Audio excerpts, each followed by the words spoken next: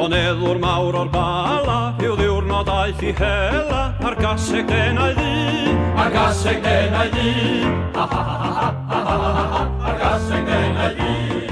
Carlamodd yr hen gaseg o 9 o'r gloch tan 12, heb unwaith godi pry.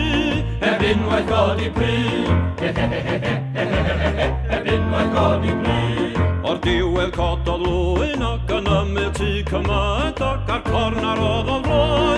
Ar cornar oedd o floi, hi hi hi hi hi hi hi hi hi, ar cornar oedd o floi.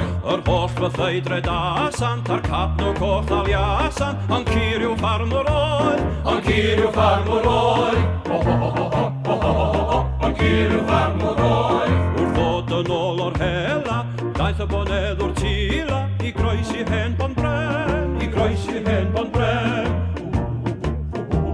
I groesi hen bon bren. Ond chanau ddim y chwaneg, pe syrthiodd hefo'i gaseg, i'r afon dros ei ben. I'r afon dros ei ben, ha ha ha ha.